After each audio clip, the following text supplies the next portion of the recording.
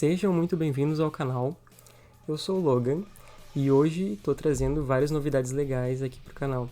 Nós tivemos a revelação de alguns personagens bem interessantes na Comic Con que aconteceu hoje. E um dos personagens é essa que está aparecendo na tela, que é a Li Mei. Quem já deu uma olhadinha aqui no canal sabe que eu fiz um vídeo recentemente de 10 motivos pelos quais Li Mei deveria retornar. E eu não fiz só esse vídeo pelo fato dela ter sido bastante comentada nos leaks, então era previsto já que a Li Mei estaria no jogo, mas pelo fato também dela ser uma personagem que eu gosto bastante. Então eu fiquei muito feliz com a inclusão dela no jogo, eu assisti o trailer várias vezes, acabei não conseguindo gravar o react porque surgiram rumores de que os vídeos não iam ser lançados hoje, que iam sair só amanhã, então eu não me preparei a tempo de conseguir gravar minha reação. Quando eu fiquei sabendo que o vídeo saiu, eu fui correndo para assistir, acabei não conseguindo gravar. Mas agora eles estão liberando as bios deles aos poucos e eu decidi trazer aqui pro canal para ler e descobrir junto com vocês. Então começando aqui pela da Li Mei. Ela já tá até traduzida aqui do ladinho, eu tô olhando pela página do Mortal Kombat Brasil. Então eu vou dar uma lida aqui de acordo com a tradução deles.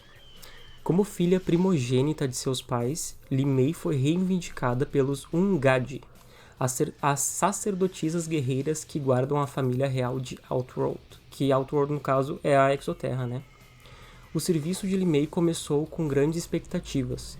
Seu sucesso inicial chamou a atenção da família real, mas tudo se desfez quando uma terrível tragédia se desenrolou. Li Mei foi culpada por isso e no rescaldo ela fez o impensável. Ela saiu dos Ungadi. Sem amigos e sozinha, Li Mei precisava de um novo propósito. Ela se juntou aos policiais de Sun Do, a força policial áspera e turbulenta da capital da Exoterra. Com o tempo, ela se tornou a primeira policial deles. Li Mei está feliz por ser a guardiã da capital. Ainda assim, ela espera um dia se redimir. Então aqui, na verdade, pelo trailer a gente já consegue ficar sabendo que a Li Mei estava sendo responsável por guardar, por tomar conta, cuidar dos pais das princesas, que no caso seria o Rei Jarod. E a gente já sabe que ele, mais uma vez, vai morrer cedo na história. Espero que dessa vez ele pelo menos apareça na história, porque o Rei Jarod foi praticamente uma lenda, né? Em toda a história do Mortal Kombat, a gente nunca conseguiu ver ele, porque ele sempre já estava morto nas histórias. Agora a gente sabe que ele vai morrer em algum momento. Eu espero que pelo menos a gente consiga ver essa trajetória dele até os últimos dias de vida. E a Li Mei, eu achei bem interessante esse novo papel que eles deram pra ela, porque ela ainda é uma mocinha injustiçada, de certa maneira, mas ela não é humilhada como ela foi na Era 3D. Ela, até no vídeo ali dos 10 fatos que eu fiz pelos quais ela deveria retornar, eu mencionei várias vezes que ela venceu o primeiro torneio em que ela participou, mas ela foi assassinada pela Aliança Mortal como recompensa, né? E foi escravizada, o povo dela foi escravizado. Depois ela foi praticamente mumificada, porque a alma dela foi colocada dentro do corpo de uma das múmias do exército do Onaga. Então ela teve aquela consciência como se fosse uma múmia. E ela não alcançou paz na trajetória dela. No final do MK Armageddon ela até alcança essa paz, mas a gente sabe que os finais do MK Armageddon não são canônicos, nem parcialmente canônicos em momento algum. Porque depois no 9 a gente fica sabendo que o Shao Kahn conseguiu acabar vitorioso naquela batalha e todos os outros morreram. Eu acho que ela vai ter um papel interessante, ela ainda tem um papel parecido com o que ela tinha antes, mas agora eu acredito que ela vai ter um desenvolvimento na história muito melhor, até porque agora os roteiros são melhores escritos, a gente consegue visualizar, antes era muito na teoria, a gente lia as biografias, agora a gente vai ver o que está acontecendo através das cutscenes. E eu tô bem empolgado para isso. Agora vamos procurar as outras bios que eu acho que eles postaram por aqui. Aqui a gente tem a da Tânia.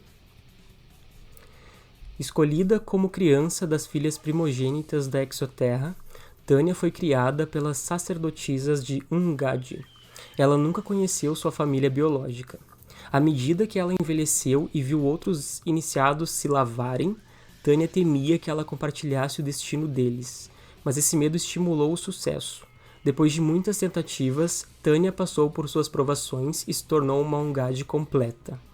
Com o tempo, Tânia se tornou um dos membros mais confiáveis da Ordem. Ela foi a escolha óbvia quando precisou escolher um novo líder para a guarda pessoal da família real. Como Ungadi, Tânia jura piedade e castidade. É por isso que seu vínculo com a princesa Melina, se soubesse, causaria um escândalo. Ao seguir seu coração, Tânia arrisca não apenas sua posição, mas também sua vida. Então, o que chama mais atenção aqui pela história da Tânia? Primeiro, eu gostaria de comentar um pouquinho sobre esse redesign dela. A Tânia está muito diferente de tudo que a gente já viu até aqui, porque no MK4 ela estreou com uma aparência, digamos que diferente de todo o restante que ela veio depois, porque no Deception ela voltou já com uma aparência repaginada, meio indígena, assim, e ela manteve esse estilo até o MKX, que foi o 10º jogo da franquia. No 11 ela deu uma pausa, e agora no 1 ela voltou totalmente diferente mais uma vez. Eu gostei bastante, acho que ela ficou bem realista. Ali no trailer, quando ela fala com a Melina naquela mesa de jantar, eu até vou comentar um pouquinho depois sobre isso, eu já senti que elas voltariam como namoradas na história. E eu tô bem empolgado pra isso, porque eu acho que eles vão explorar de fato. A gente já sabia que a Melina e a Kitana na timeline. A Melina e a Tânia na timeline antiga, que agora é antiga, né? Porque já trocou de jogo, já resetou tudo mais uma vez.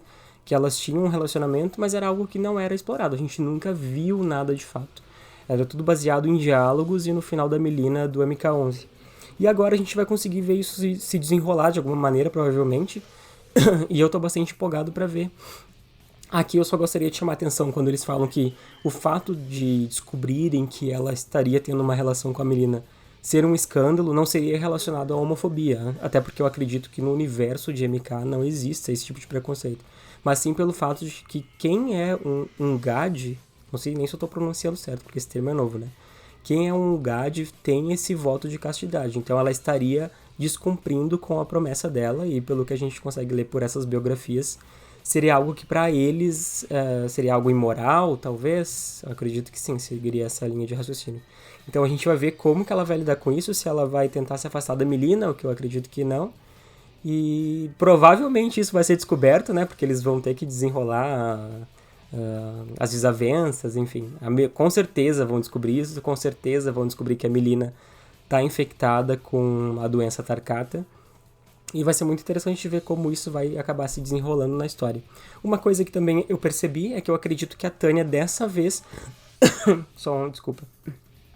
Que a Tânia agora não tem mais aquela personalidade de traidora.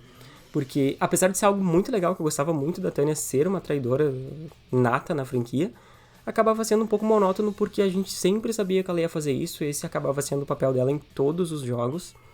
E acho que agora ela não vai ser uma personagem tão previsível. Então eu tô bastante empolgado pra ver como que ela vai ficar. E agora, por último, mas não menos importante, nós temos também a build do Baraka. Só deixa eu localizar por aqui.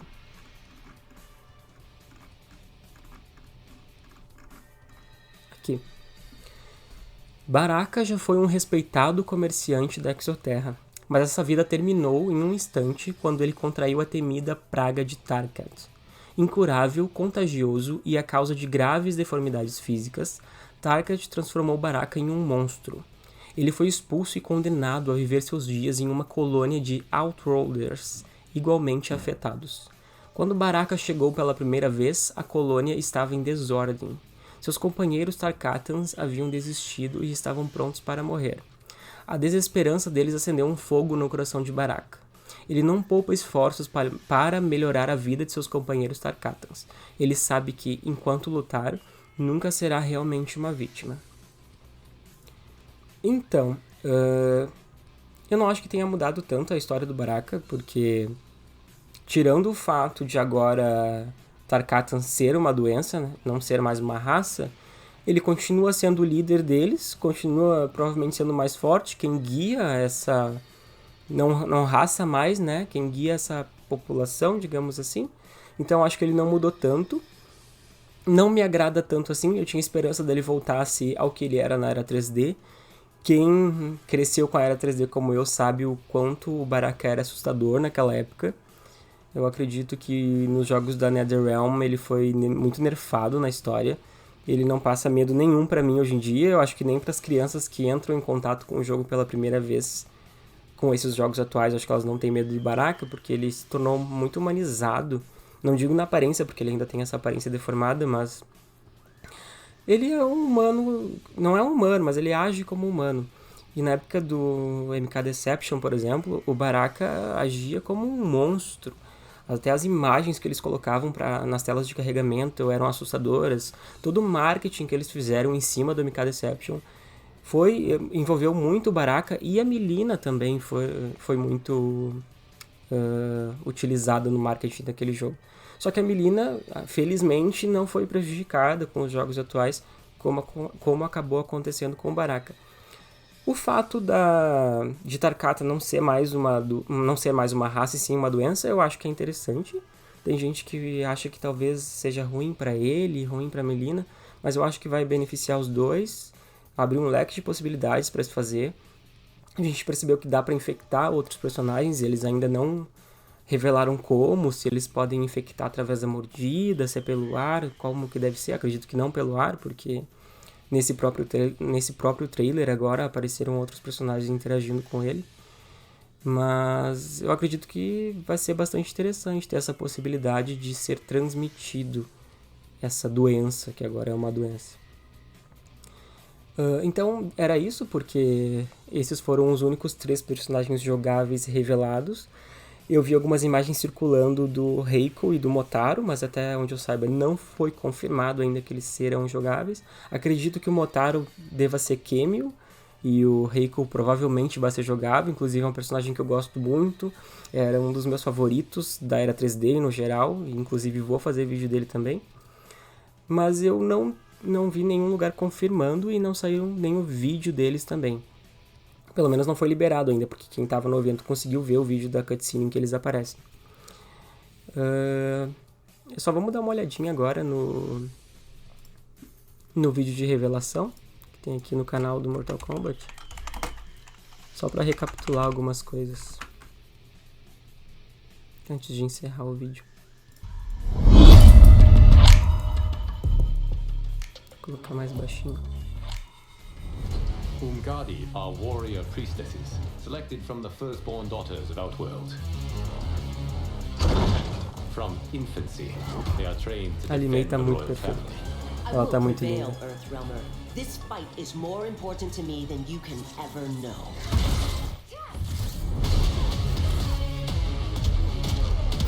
Li Mei used to lead the Umgadi.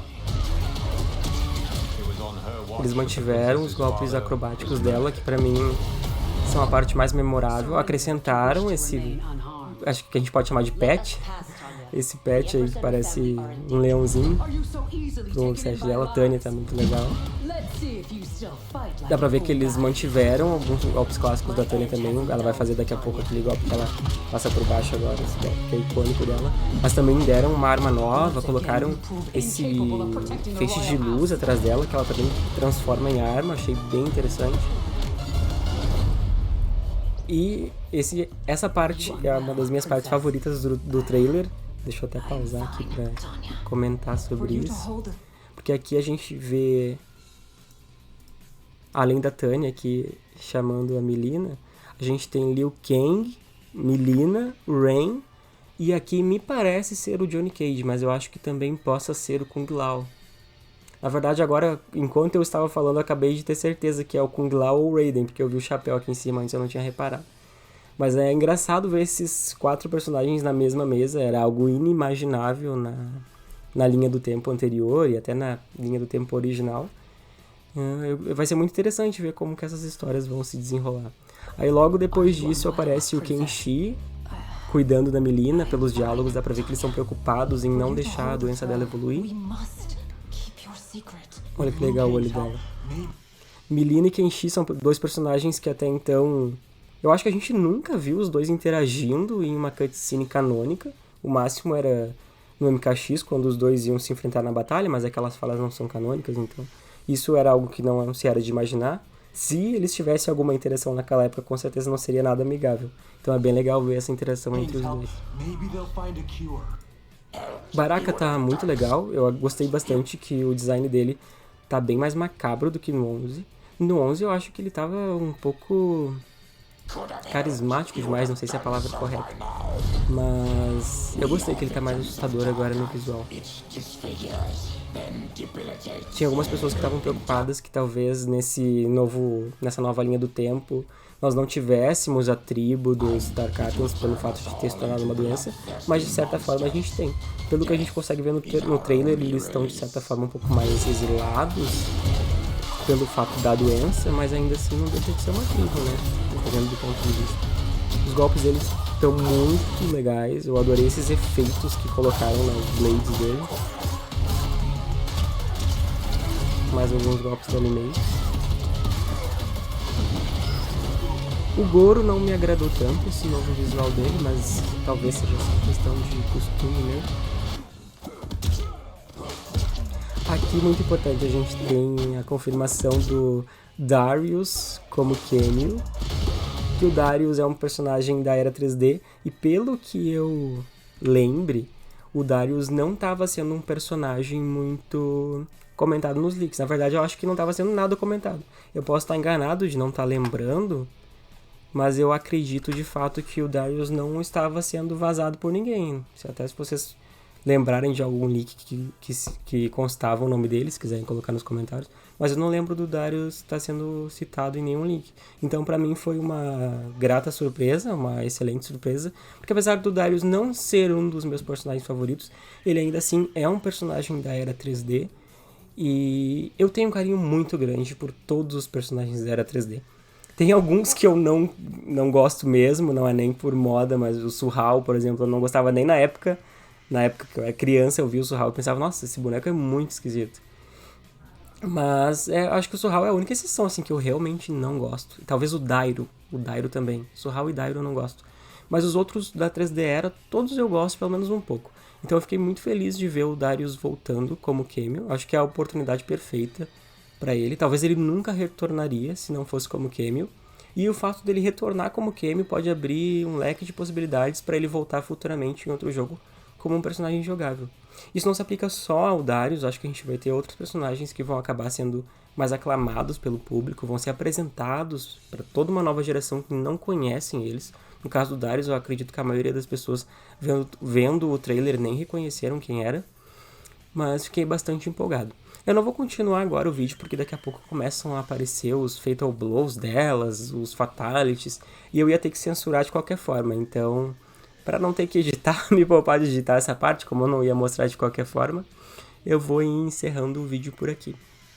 Quando aparecerem mais novidades, eu vou trazer aqui pro canal. Mas para esse vídeo era isso, só queria ressaltar de novo que eu fiquei muito contente com os 3 personagens, mas principalmente com a Li-Mei, que era uma personagem que a gente não via desde 2006 como personagem jogável, foram 17 anos sem ela, e enfim, eu tô muito feliz, já assisti e reassisti mais de 10 vezes, agora terminando de editar e postar esse vídeo eu vou voltar e vou assistir mais 10, e esse é o nosso momento de curtir essa nova história do jogo e essa nova oportunidade para todos esses personagens. Obrigado para quem assistiu até aqui. Se vocês puderem deixar o like, se inscreverem, comentarem, compartilharem, tudo isso me ajuda muito e também me ajuda a continuar trazendo mais conteúdos como esse para o canal. Obrigado de verdade e é isso, valeu, eu vou nessa.